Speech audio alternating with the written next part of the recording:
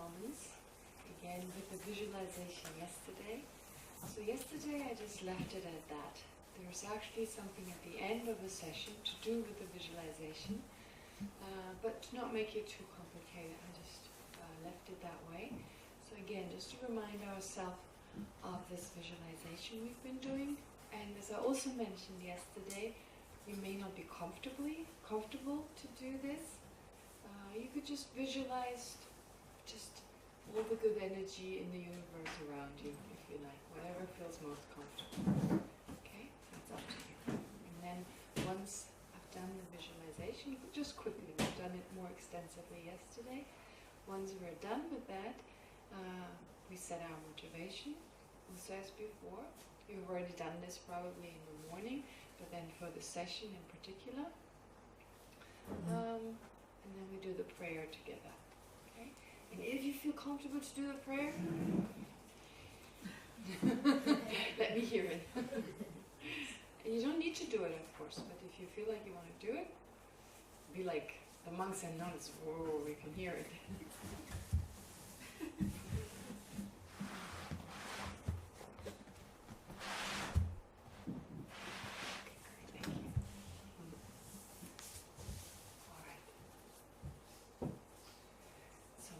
Comfortable. Most important is that your back is straight. All right.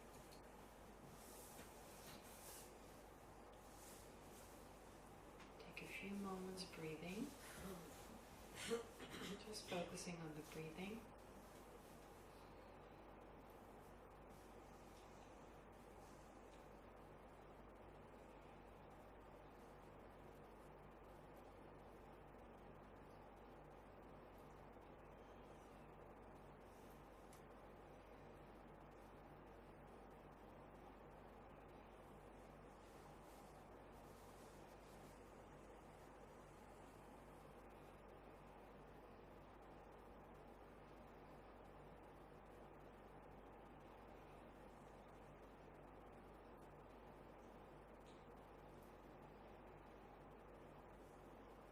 The space in front of you,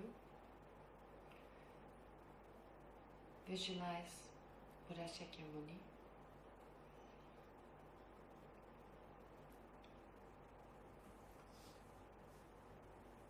With a radiant body,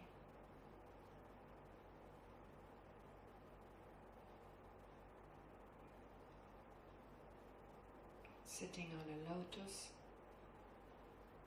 a sun and a moon disk.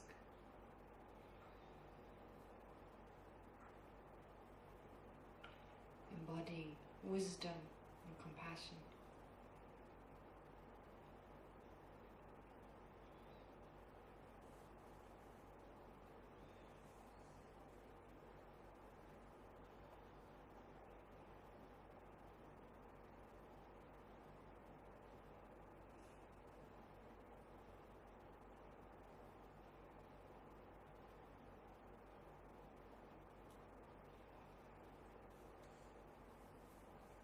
To the right of the Buddha, there are the lamas, or the masters of the past who hold the method lineage.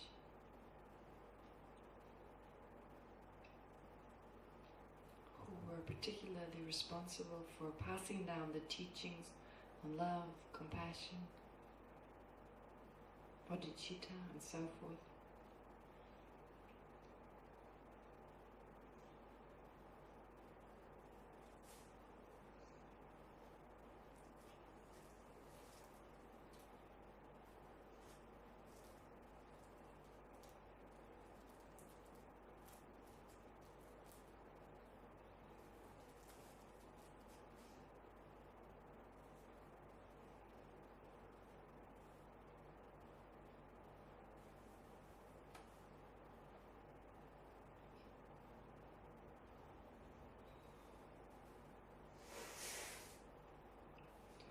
And then to the left of the Buddha are the lamas of the wisdom lineage.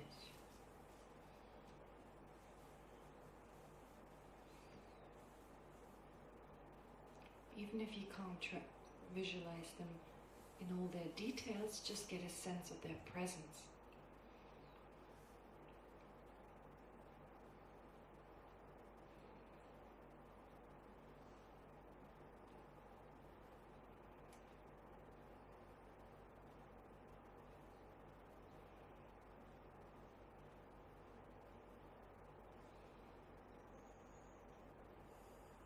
And then in the space in front of you is your main teacher, or are your main teachers?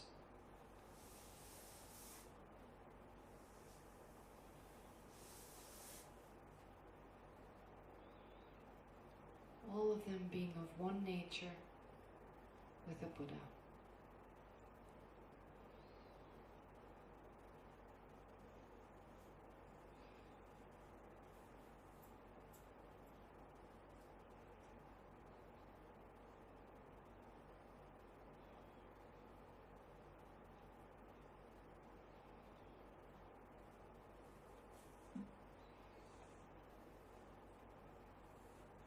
And then surrounding you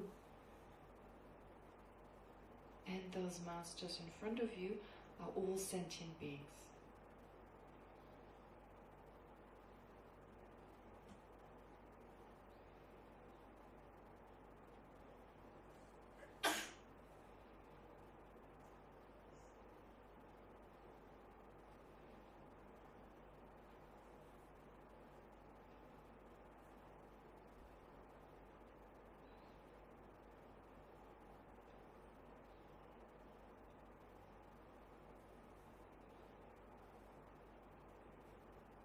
Now in the presence of those lamas and in the presence of those sentient beings, let's think that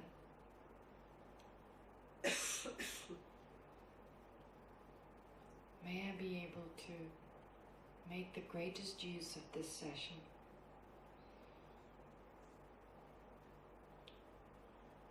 to listen attentively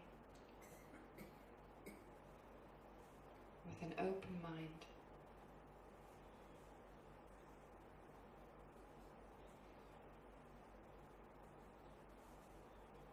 And at the same time, using my analytical faculty.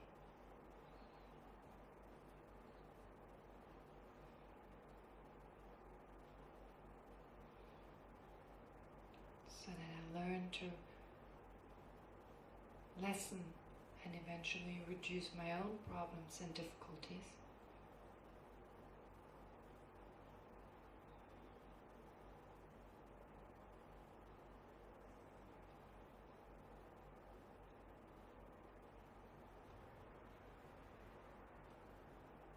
And learn for myself to be able to take others to that same state.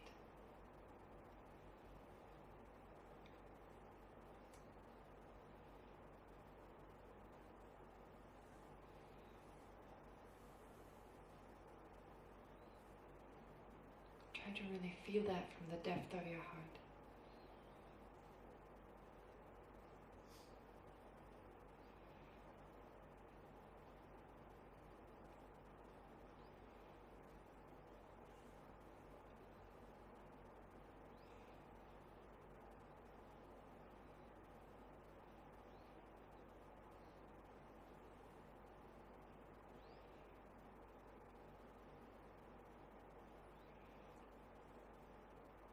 Okay, so let's do the prayer together.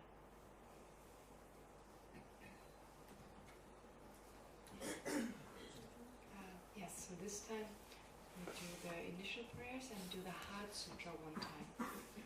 So it's a little longer, but please try to be very mindful about the meaning of the words. Heart Sutra, page 6. First the First first the refuge and bodhicitta, and then Heart Sutra. page 10.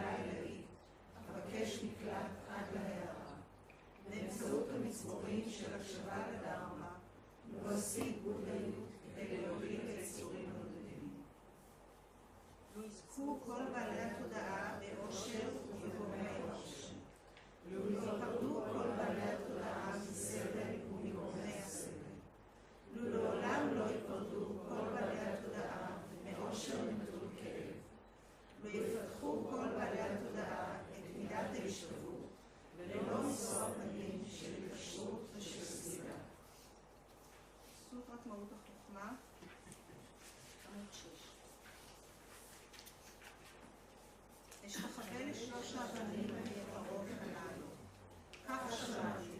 פעם אחת ישב בבגוון בהר פסגת גשר ברג'קליקה, יחד עם סנגה גדולה של צעירים בעלי הסמכה מלאה וסנגה גדולה של בודהיסטות.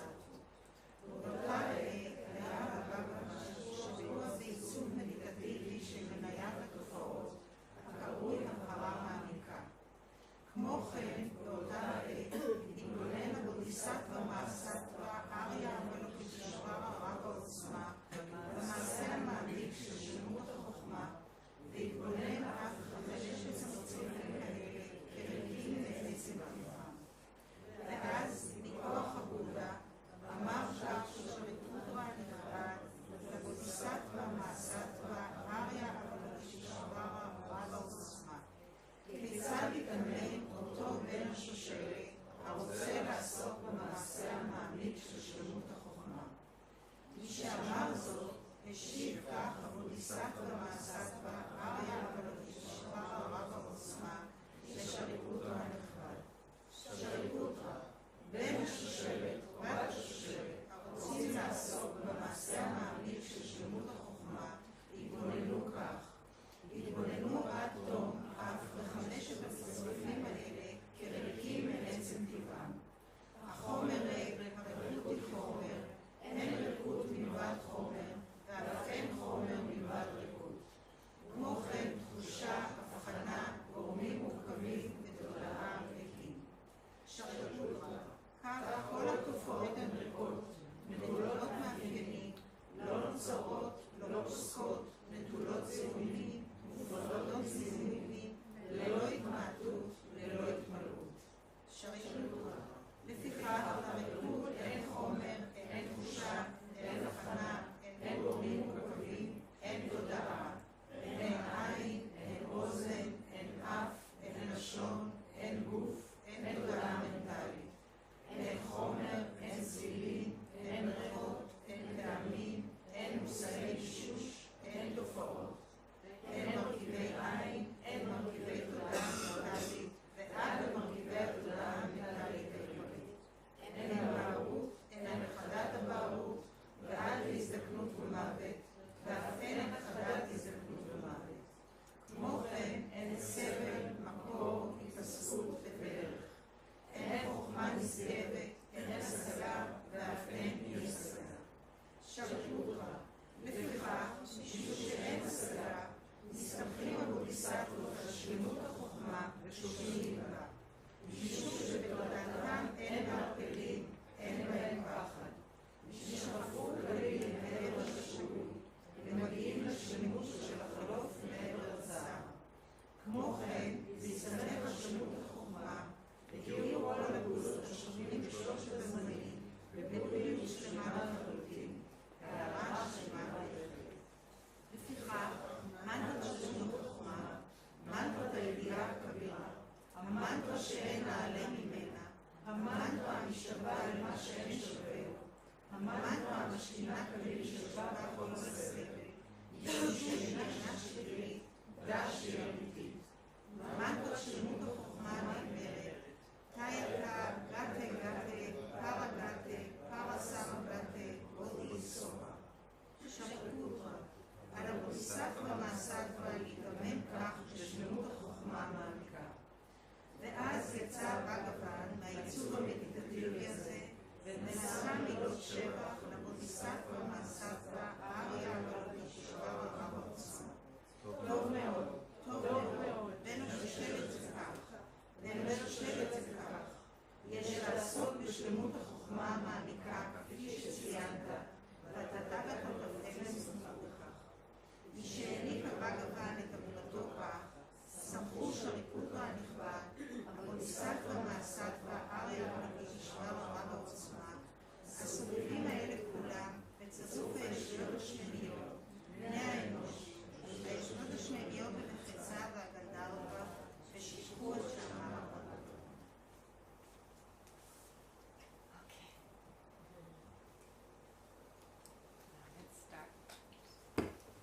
let's start with the text. If you can take the text.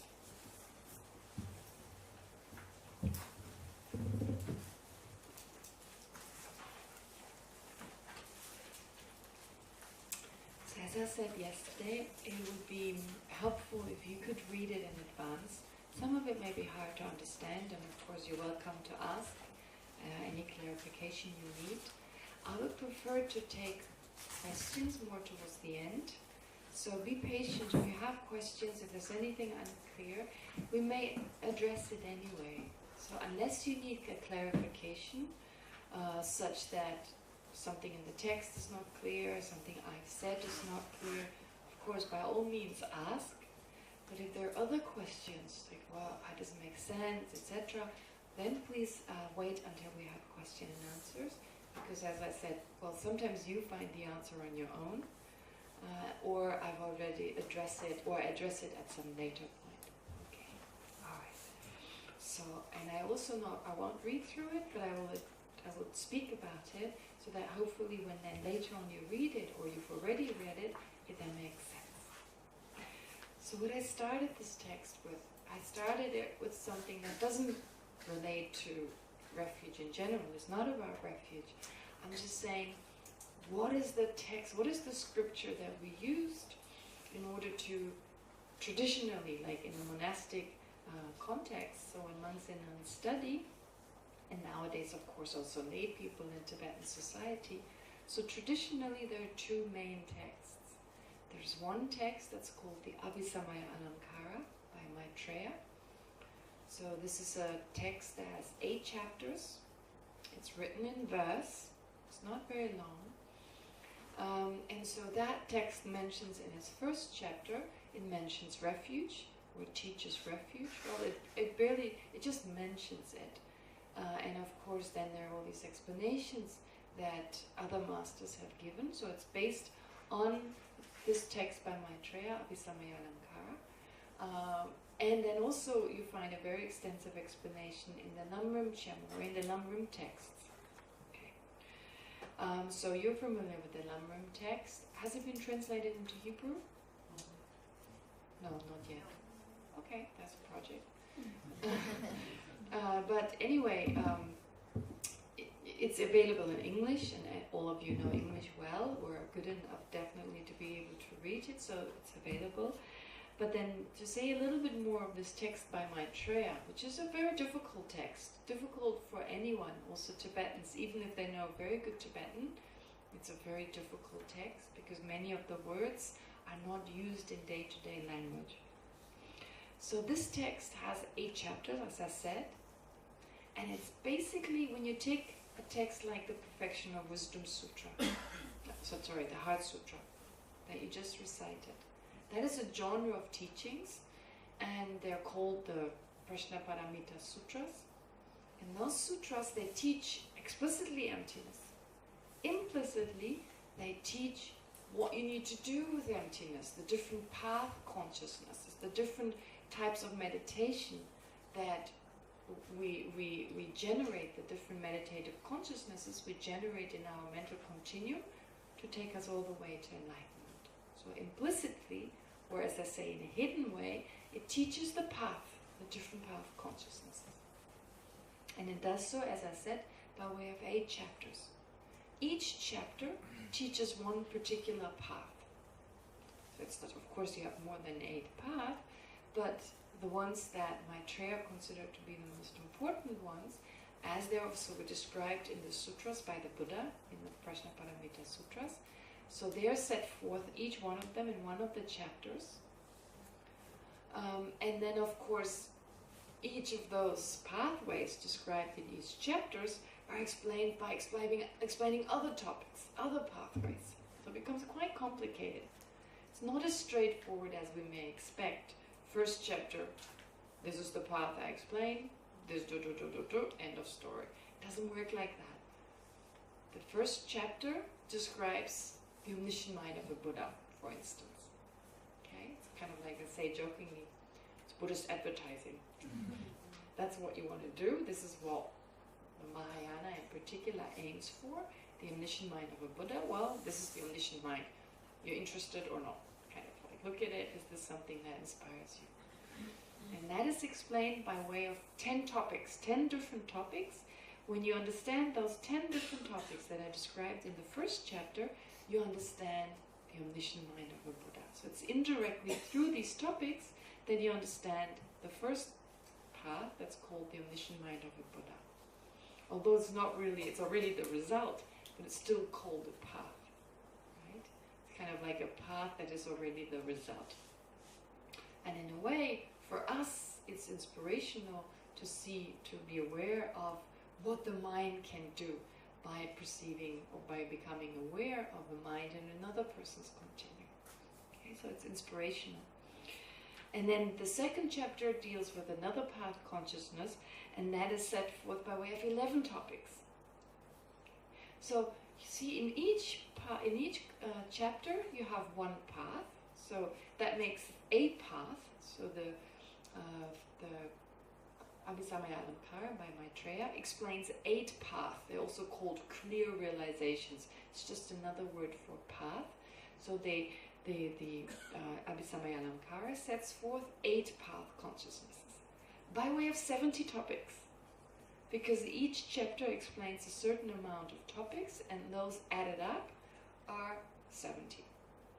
This is why oftentimes Maitreya's text, which plays such a huge role in the Tibetan Buddhist tradition, that this text is often described as a text that sets forth 8 clear realizations and 70 topics. And as you can imagine, this takes usually 6 years to study or 7 years to study. It's not just 70 topics. They're again kind of subdivisions, but it's just a way to get a nice overall sense. 8 topics. Those consist of, or 8 clear realizations, 8 paths. And then there are these 7 topics, and again, of course, they kind of spread out and there's more detailed explanation. So now we are interested in the first chapter of that particular text. And this first chapter, as I already said, it sets forth the enlightened mind of a Buddha. It explains it, but by way of setting forth 10 topics. So the first topic is bodhicitta. Okay, so that's the first step a person takes towards becoming enlightened. It's basically the wish to become enlightened. So to go there, you need to want to go there. Okay?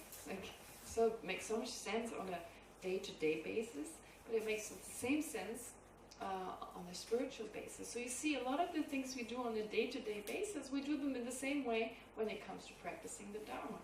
Okay? First you have a wish to go somewhere, and then you go there.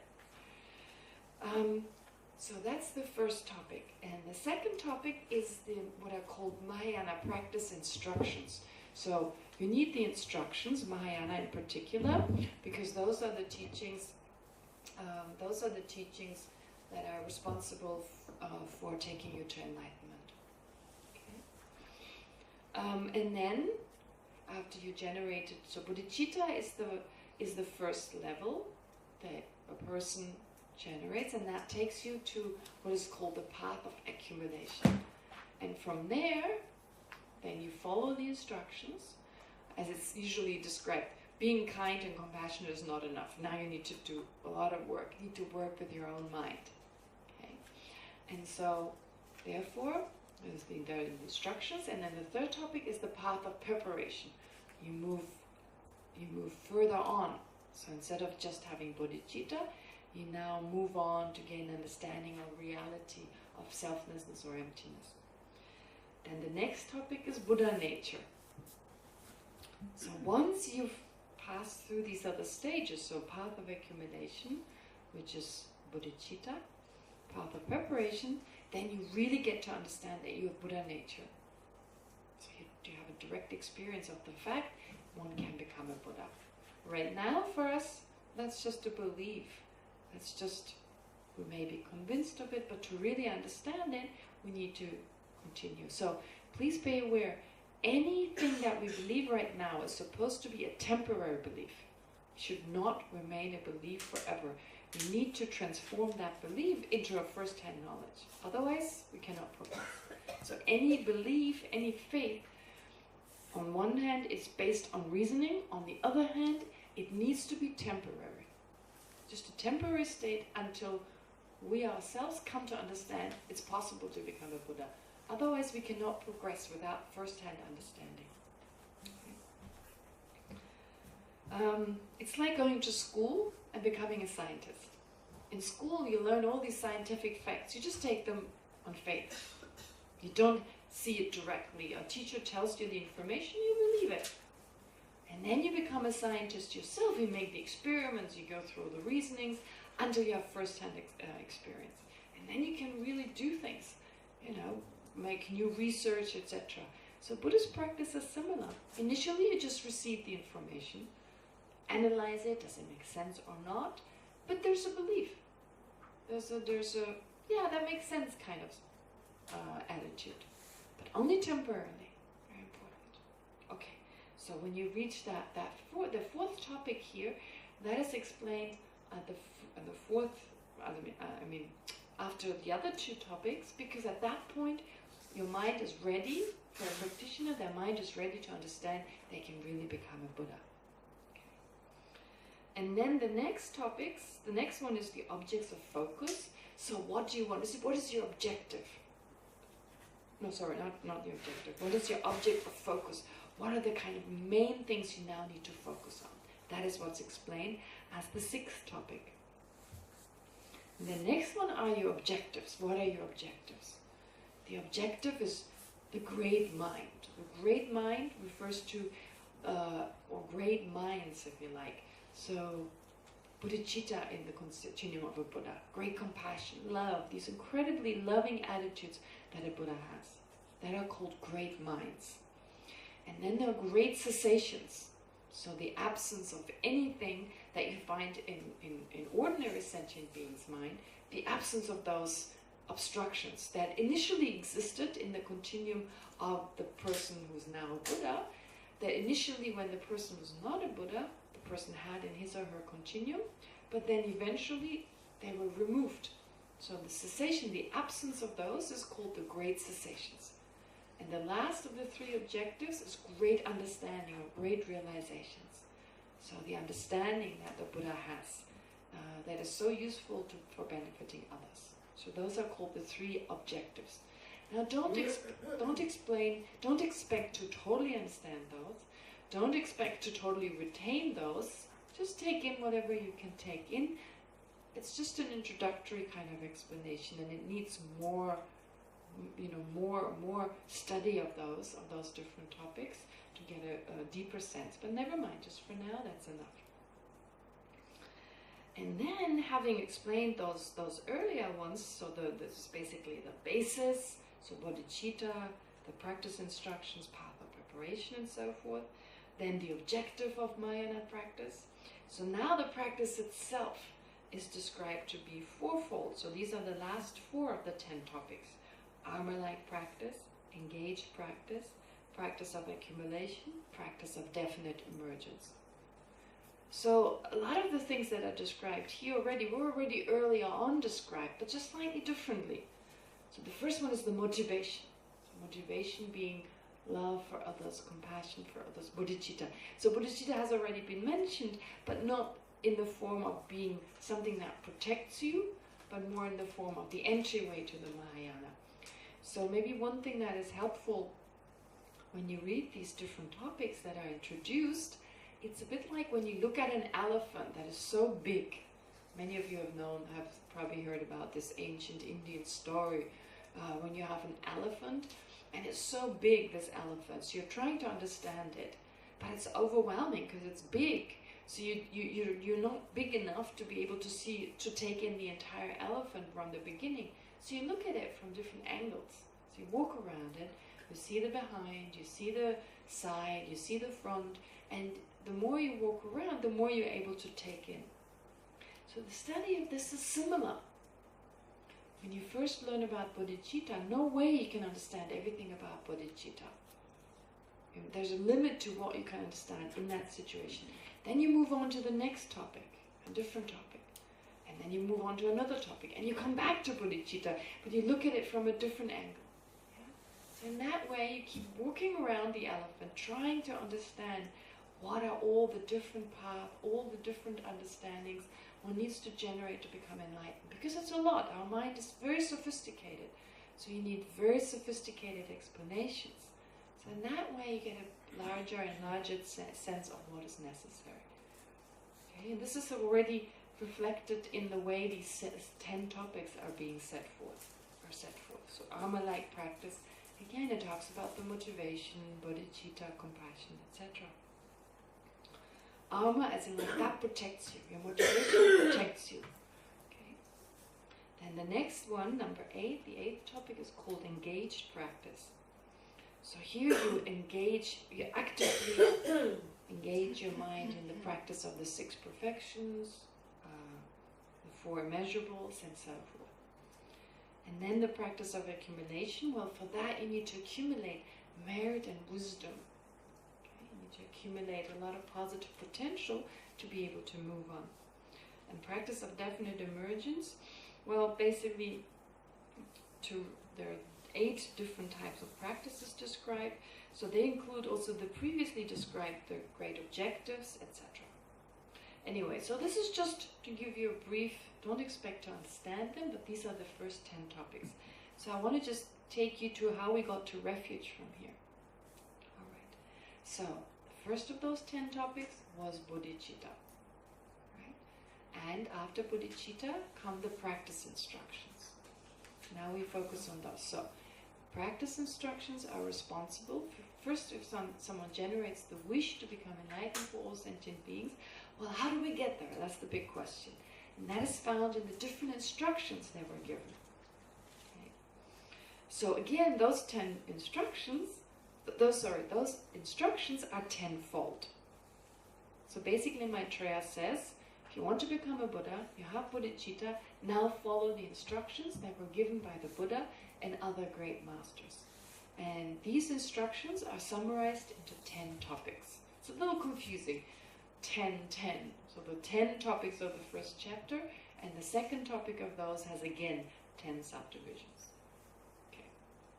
So of those, the first is the true truth. So basically, if you look at the order of how topics are explained, first you explain bodhicitta, and then the first of the 10 instructions, which is the true truth.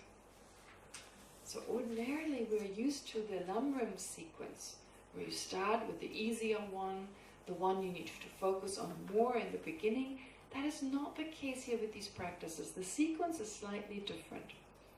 And like I said, it's about walking around an elephant, taking in more and more and more. So surprisingly, towards the beginning of your study of the Perfection of Wisdom Sutras, you start with bodhicitta and right away you go into emptiness. The true truth, conventional truth and ultimate truth. The reason is that the reasoning or the logic here is like saying, well, you need to understand the actual nature of practice. There's a conventional aspect and there's an ultimate aspect. Okay, just to introduce that idea. Anyway, so this is the first topic. After bodhicitta, you then learn about the true truth. Then the Four Noble Truth. Because everything about Buddhist practice is part of the Four Noble Truth. So the Four Noble Truth are the foundational that's like your outline, if you like. Any practice is part of one of the Four Noble Truths. Okay? Either understanding the predicament we're in ourselves, or the predicament that other sentient beings are in, understanding the causes of those, removing those causes, and using the path, the different path consciousnesses as a method to removing suffering. So in a way, everything is included in those four, the Four Noble Truths. And then the next topic is refuge. It's refuge because that's the basic. So now entrusting oneself, so relying upon the Buddha Dharma Sangha in order to be able to practice that which takes one to enlightenment by practicing the Four Noble Truths, understanding the conventional and ultimate aspect of the practice. Okay? So these are the first three topics of the Mahayana practice instructions. And from there, we meet our own obstruction, that which prevents us from practicing. they call them 3 types of laziness. But laziness is not a good word, because some of those obstructions are not really laziness. We wouldn't call it laziness as such. Some of it you can call laziness, but there's like a resistance. There's a kind of mental resistance for us to really transform the mind. It's so much easier to just let it be, let it run wild. And of course we suffer, etc. But it's kind of like you want to have a fit body. Okay? The result should be a healthy, fit body. But it's so much easier to just not exercise. That's the kind of attitude here. So, so you have 3 types of diligence, like 3 types of enthusiasm, of like joyous effort, where you really want to work towards overcoming these obstacles. 3 types. So the diligence of non-involvement, sometimes the names are more difficult than what they actually mean. Of course, those are translations from the Sanskrit, then into Tibetan, and from Tibetan to English. So we use these words that maybe in Sanskrit are everyday kind of words that make a lot of sense to people. Here to us they're initially new. But of course you find that in psychology too. You know, when you have like words like reframing or neuroplasticity, they're not the words we use on a daily basis. Right? They mean something very specific and the terms are difficult. So here likewise they're kind of technical terms. So the diligence of non-involvement. What does it mean? Well, not being involved in negative actions, harmful actions. So it's a kind of diligence, a kind of perseverance, not working, not being sucked into non-virtuous actions. The diligence of tirelessness, so not being sucked into sloth and procrastinating. Oh, I'll transform my mind tomorrow. Oh, I'll work on my anger next week. Now I'm just going to be a little bit angry, you know. Now I'm just going to have a fight with my neighbor. It feels good and I need to, you know, hit him over the head anyway. Next week I'll start studying. Next week I'll start meditating. I'll start meditating tomorrow. Today I'm sleeping. Okay. And then the 3rd one is the diligence of thoroughly upholding the path of practice, because sometimes there's this resistance, oh, I can't do this. Faint-heartedness or self-contempt from the point of view of like spiritual practice. Oh, I can't do that. I'm not a spiritual person. I cannot transform my mind. Other people can. Right? But this is here understanding that we're all the same. We can all change our mind. In fact, since we were born until now, our mind has changed. Right? We do no longer have the awareness or consciousness we had when we were born. Right? I mean, there were very little thoughts we had. Milk, poo, whatever, hug, right? Very little. Nowadays, it's much more sophisticated. So our mind is very malleable, is very changeable, and so there's no reason why it cannot be changed in the way in which our suffering can be reduced and eventually eliminated. Then the 7th and the 8th are certain types of abilities called the 5 visions, 6 types of clairvoyances. Now they're a little spooky and a little weird, like, is that actually possible? So very difficult to prove their existence. So it's something we temporarily may take it with, you know, skepticism. But if you meet a lama, and you have a connection to a lama, you start experiencing, you know, some of those lamas have, suddenly they say things, like you have a thought, and they address that thought. And it kind of happens once, it happens twice, it happens 5 times, and you go, what's going on? Every time I have some question, they answer this question. So you notice with these lamas, they have these abilities. It's just making the mind more perceptive, even more perceptive than it is on a daily basis. And so they're able to tell you things, and they know things about you, and they use it usually for our own benefit. Now that's a little difficult to believe. Okay? But anyway, so these are described here. And then the last 2 topics, path of seeing, path of meditation. We already mentioned path of accumulation, we mentioned path of preparation, and now path of seeing and path of meditation are mentioned, as in like generating those special abilities as the 6 visions, the 6 clairvoyances, to be able to benefit others more effectively.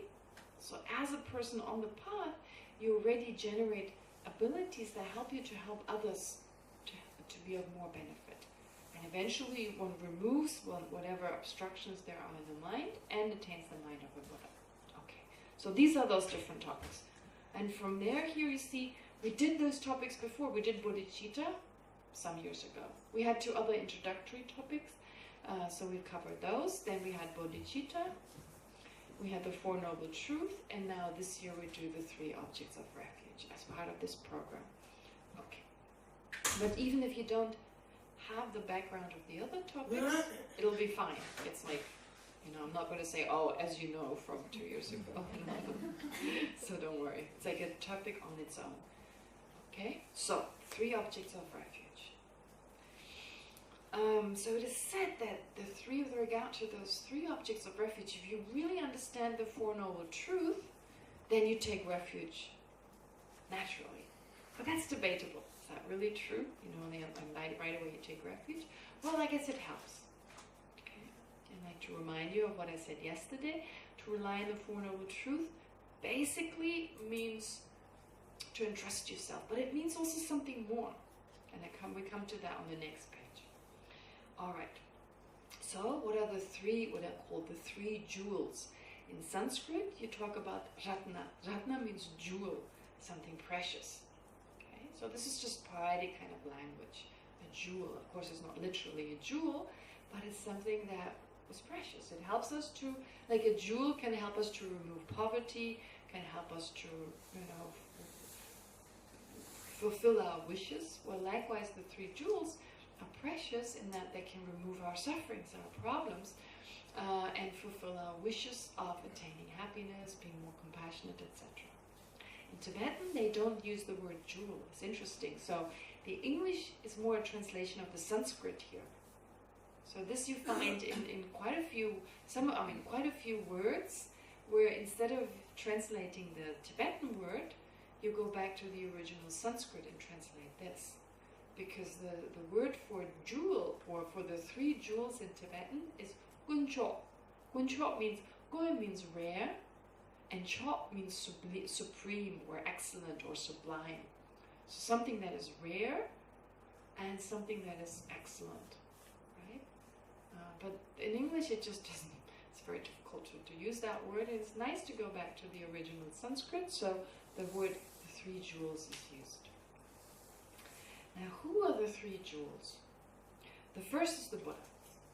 Okay, we'll say more about the Buddha. There's a way to speak about the Buddha by speaking of the qualities of a Buddha. Makes sense, right? If I just say Buddha, we may think of some kind of statue or some kind of tanka, and of course, that's not what we mean with Buddha. Which takes me a little bit to the visualization we did before. I'm aware that depending on our cultural background, our religious and cultural background, the idea of visualizing a person is a little weird. I mean, prostrations are weird in the first place, and I'll speak a little bit about those. But actually, Buddhism is one of the most ancient and sophisticated psychologies. It's just psychology. It's not whether there's really a Buddha